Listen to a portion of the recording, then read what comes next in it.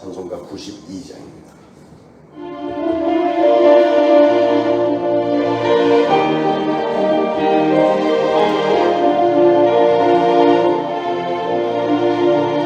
위에 계신 나의 친구, 그의 사랑 지극하다.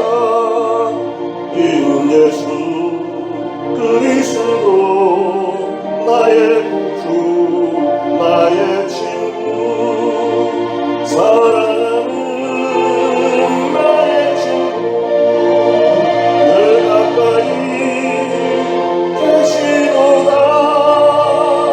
그의 사랑 놀랍도다.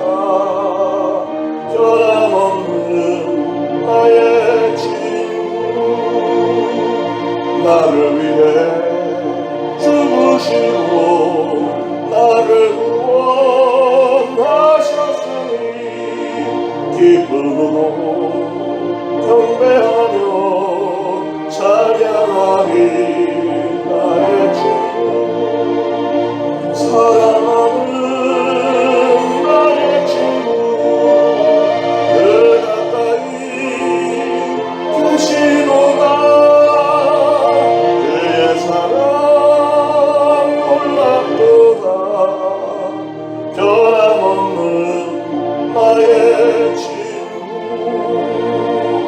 내 맘속에 늘 계시고 영원토록 함께하네. 가지 되어 하나 되니 돌아오는 나의 친구, 사랑하는 나의 친구, 늘 가까이 계시도다. 그의 사랑 놀랍도다. 변함없는 나의 친구, 그날이 와 황금길에 그의 영광 바라보며 그의 발로 날아들 때 만나보리. 나의 친구, 다시 한번 그날이 와 황금길에 그의 영광 바라보며 그의 발로 날아들 때 만나보리. 나의 친구, 사랑하는 나의 친구, 늘 가까이 계시도다. 그의 사랑 놀랍도다. 변함없는 나의 친구, 사랑하는 나의 친구, 사랑하는 나의 친구, 늘 가까이 계시도다. 그의 사랑 놀랍도다. 변함없는 나의 친구.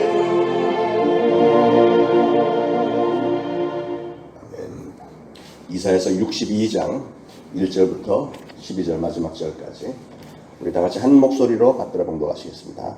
나는 시온의 의가 빛같이 예루살렘의 구원이 횃불같이 나타나도록 시온을 위하여 잠잠하지 아니하며 예루살렘을 위하여 쉬지 아니할 것인즉 이방 나라들이 내 공의를 무방이 다 내 영광을 볼 것이요 너는 여호와의 입으로 정하실 새 이름으로 일컬음이 될 것이며 너는 또 여호와의 손에 아름다운 관 내 하나님의 손에 왕관이 될 것이라. 다시는 너를 버림받은 자라 부르지 아니하며 다시는 내 땅을 황무지라 부르지 아니하고 오직 너를 헵시바라 하며 내 땅을 뿔라라 하리니 이는 여호와께서 너를 기뻐하실 것이며 내 땅이 결혼한 것처럼 될 것입니다. 마치 청년이 처녀와 결혼함 같이 내 아들들이 너를 취하겠고 신랑이 신부를 기뻐함 같이 내 하나님이 너를 기뻐하시리라. 예루살렘이여 내가 너의 성벽 위에 파수꾼을 세우고 그들로 하여금 주야로 계속 잠잠하지 않게 하였느니라. 너희 여호와를 기억하시게 하는 자들아 너희는 쉬지 말며 여호와께서 예루살렘을 세워 세상에서 찬송을 받게 하시기까지 그로 쉬지 못하시게 하라. 여호와께서 그 오른손 그 능력의 팔로 맹세하시되 내가 다시는 내 곡식을 내 원수들에게 양식으로 주지 아니하겠고 내가 수고하여 얻은 포도주를 이방인이 마시지 못하게 할 것인즉 오직 추수한 자가 그것을 먹고 나 여호와를 찬송할 것이요 거둔 자가 그것을 나의 성소들에서 마시리라 하셨느니라. 성문으로 나아가라 나아가라. 백성이 올 길을 닦으라. 큰 길을 수축하고 수축하라. 돌을 제하라. 만민을 위하여 이치를 들라. 여호와께서 땅끝까지 선포하시되 너희는 딸 시온에게 이르되 보라 내 구원이 이르렀느니라. 보라 상급이 그에게 있고 보응이 그 앞에 있느니라 하셨느니라. 사람들이 너를 일컬어 거룩한 백성이라 여호와께서 구속하신 자라 하겠고 또 너를 일컬어 찾은 바 된 자요 버림받지 아니한 성읍이라 하리라. 아멘. 2절에 이방 나라들이 다 내 공의를 묻 왕이 다 내 영광을 볼 것이오. 오늘 여기 나오는 그 몇 단어들이 은혜가 참 많이 됩니다. 여기서 내 영광을 볼 것이라 그랬는데 본다는 것은 우리가 이 눈으로 사물의 외양이나 정체나 어떤 변화나 움직임이나 이런 상태, 의미, 성격, 특성 이런 것들을 지각하고 경험하는 것을 가리켜 본다 이렇게 얘기를 합니다. 그래서 우리가 본다는 것은 상당히 중요해요. 본다는 것은 우리에게 많은 것을 가르쳐 줍니다. 제가 아직도 중학교 시절을 기억을 합니다. 중학교 1학년 때부터 저를 따라다녔던 수학 선생님이 계세요. 1학년 때 우리 선생님이었고 2학년 때 수학 선생님, 3학년 때 수학 선생님, 제가 고등학교 들어갔던 고등학교 1학년까지 올라와서 저 때문에 일부러 그렇게 하신 거예요. 저를 너무 사랑해서. 우리 교회 집사님이셨는데 그런데 그분의 별명이 시체입니다. 시체. 그분은 완전히 걷는 것도 시체, 표정도 완전히 아무것도 없이 창백하게 이러고 다녀요. 그런데 이분은 수업 시간에 들어오면 수업밖에 안 하세요. 수학에 관련된 것만. 그런데 아이들이 이 시간에는 다른 시간에는 막 뛰놀고 막 떠들고 하던 애들이 이 시간만 되면 진짜 잔뜩 긴장해갖고 완전 집중입니다. 그런 참 신기한 게 각 국민학교를 졸업한 아이들이 중학교 1학년 된 아이들이 전혀 움직이지도 않고 떠들지도 않고 아주 막 최상급입니다. 왜 그랬을까? 이 선생님은 박달나무 몽둥이로 그런 걸 들고 들어오는데 수업 시간에 누가 조금이라도 미동하고 떠들면 너희를 나와. 그 앞에서 때리는데 애를 반쯤 죽여놔. 와, 정말 아픈. 그 나무가 얼마나 아픈지 엉덩이를 한 몇 대 때리고 나면 완전 애가 바닥에 서서 막 울고불고 기고 막 싹싹 빌고 막 이래요. 전 모든 학생들이 그걸 보니까 그때부터 이 선생님만 나타나면 애들을 힘 꿀꺽 삼키면서 이러고 있는 거예요. 이게 뭐냐면 본다. 보는 것에서 얻게 되는 경험. 그 한 아이를 완전히 그렇게 완전히 반쯤 죽여놓고 그로서는 한 학기 내내 수업을 잘 하시는 거예요. 말하자면 모든 학생들이 이 수학 선생님에 대해서 나름대로 경험을 한 거예요. 보는 경험을 했고 그걸 기억을 하는 겁니다. 이스라엘 백성들이 하나님의 영광을 보게 되는 경험은 이스라엘 백성들에게 너무나도 중요한 일이었습니다. 이스라엘 백성들이 경험한 게 많잖아요. 그들이 애굽에서 나올 때 홍해 바다가 쫙 갈라지면서 그 많은 200만 명이 넘는 백성들과 모든 수천만 마리의 짐승들과 이삿짐들 다 홍해 바다로 마른 땅으로 걸어서 건너간 그 사실. 광야에 나가서 성막을 지었을 때 성막을 짓고 나니까 그 성막을 덮은 그 어마어마한 광채와 구름, 그리고 그들이 진행하는 그 백성들 앞에서 이끌고 가는 구름 기둥과 불 기둥, 매일매일 아침 만나를 내려주셨던 사건, 바위에서 물을 막 쏟아주신 사건, 메추리 떼를 막 몰아주신 이런 사건들, 또 사막에서 발견하게 된 12샘물과 종려나무들. 그 얼마나 기가 막혔을까. 목말라 하는 그들에게 막 샘물들이 있고 그 종려나무가 쫙 둘러있는 마치 에덴 동산 같은 그런 게 사막 한가운데 있었고, 또 호렙산에서 하나님의 임재하셨던 그 장엄한 광경들, 이런 모든 것들은 이스라엘 백성들이 실제로 자기 눈으로 보았던 하나님의 영광입니다. 그 영광은 첫 번째로 이스라엘 백성들 앞에서 하나님이 자신의 임재를 보여주신 사건입니다. 이스라엘로 하여금 하나님이 우리와 늘 함께 하시는 분이시다 하는 것을 확실하게 보여주셨어요. 여러분, 우리 인간이라는 존재가 영적인 존재인데 우리가 언제 가장 비참해지고 언제 두려움에 사로잡혀 불안하게 되는지 아십니까? 그것은 하나님이 나와 함께 하신다는 이 확신이 없어질 때, 하나님의 임재가 내 눈으로 확인이 되지 않을 때 사람들은 불안해하는 거예요. 그래서 우리는 하나님의 임재를 체험하는, 보게 되는 그런 영적인 체험들이 있어야 됩니다. 성령의 역사가 막 나타나는 그런 것도 우리 종종 보아야 되겠고, 그게 바로 하나님이 우리와 함께 하신다는 증거니까요. 이스라엘이 보았던 영광이, 그래서 첫 번째는 하나님의 임재를 보여주셨고, 두 번째는 하나님의 권능을 증거해 주신 사건들. 하나님이 임재해 계시다는 것은 하나님의 권능이 나타나는 것을 우리가 목도하는 것이고, 세 번째로는 이스라엘에 대한 하나님의 열의와 사랑이었습니다. 이사야는 하나님께서 이스라엘 백성들을 위해서 쉬지도 아니하시고 주무시지도 아니하시고 아끼고 돌보신다, 이렇게 말씀하셨어요. 오늘도 그 하나님은 바로 우리를 위해서 쉬지도 아니하시고 주무시지도 아니하시고 우리를 아끼고 돌보시는 줄로 믿으시기 바랍니다. 4절에 다시는 너를 버림받은 자라 부르지 아니하며 다시는 내 땅을 황무지라 부르지 아니하고 오직 너를 헵시바라 하며. 헵시바가 뭘까요? 헵시바는 그 히스기야 왕의 아름다운 그 왕후의 이름이 헵시바였는데, 헵시바라는 이름의 뜻은 너는 내 기쁨의 대상이다. 이스라엘 백성들을 보면 하나님이 너는 내 헵시바다, 너는 내 기쁨의 대상이다. 사랑하는 사람들에게 너는 내 헵시바다. 이게 아주 기가 막힌 이름이죠. 히스기야 왕이 아름다운 왕후를 정말로 참된 애정으로 삼고 사랑을 했듯이 하나님은 이스라엘 백성들을 또 오늘날 저와 여러분을 향해서 너는 내 헵시바다 이렇게 부르시는 줄로 믿습니다. 3절에 너는 또 여호와의 손에 아름다운 관, 곧 내 하나님의 손에 왕관이 될 것이다. 하나님의 손에 왕관이 된다. 왕은 자기 자신의 머리에 얹은 이 왕관과 면류관을 통해서 자신의 권세와 영광을 온 세상에 드러내 보이지 않습니까? 그런데 하나님은 이스라엘 백성들을 가리켜 너는 내 왕관이다. 그러니까 하나님이 쓰신 그 왕관, 하나님의 권위와 영광을 드러내는 게 그 백성들이 바로 너희들이다. 이렇게 얘기를 하시는 거예요. 하나님은 하나님의 백성을 사랑하는 것을 마치 신랑이 신부를 기뻐하듯이 사랑과 능력의 팔로 안고 맹세하면서 사랑하신다.